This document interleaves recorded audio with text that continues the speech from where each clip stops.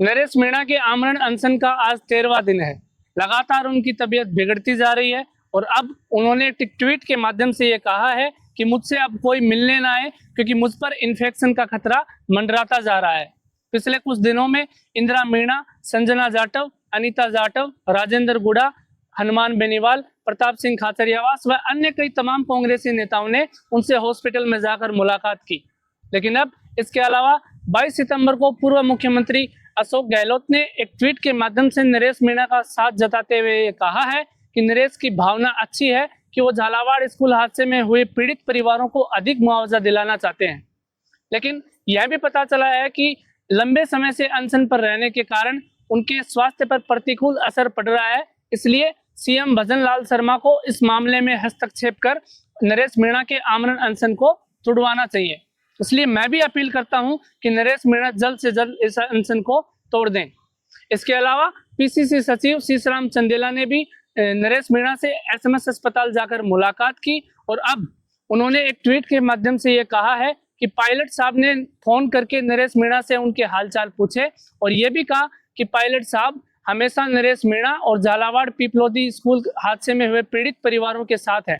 अब इस मामले में हैरानी की बात यह है कि पायलट साहब ने ऐसी जानकारी खुद से साझा क्यों नहीं की जिसमें यह पता चल सके कि नरेश मीणा के वो साथ हैं।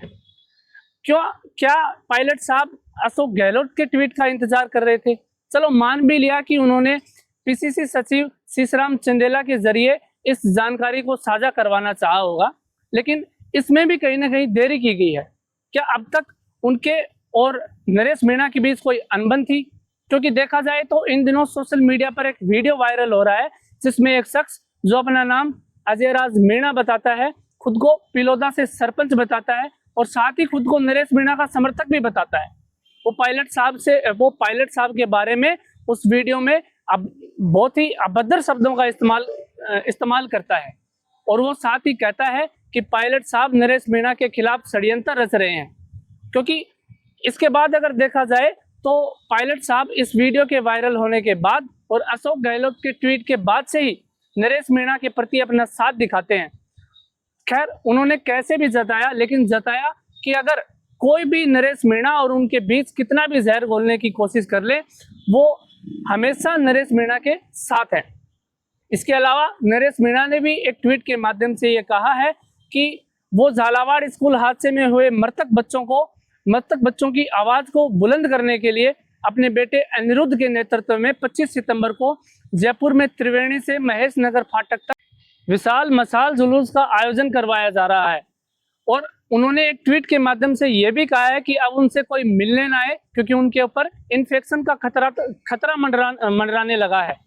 खैर इन सब से परे अगर बात की जाए तो पूर्व मंत्री प्रताप सिंह खाचरियावास ने भारतीय जनता पार्टी को निशाना बनाते हुए यह कहा है कि अगर नरेश मीणा की जान चली गई तो वो बीजेपी वालों के लिए ऐसी समस्या खड़ी कर देंगे जिससे उनका घर से बाहर तक निकलना मुश्किल हो जाएगा। अब देखिए जिस प्रकार नरेश मीणा की तबीयत खराब हुई और उसके बाद सबसे ज्यादा उनसे कांग्रेसी नेता मिलने गए, तो क्या इस बात से अंदाजा लगाया जा सकता है कि नरेश मीणा की फिर से कांग्रेस में वापसी होगी? फिलहाल के लिए इस वीडियो में इतना ही। जर्नलिस्ट अजय कुमार, जयपुर।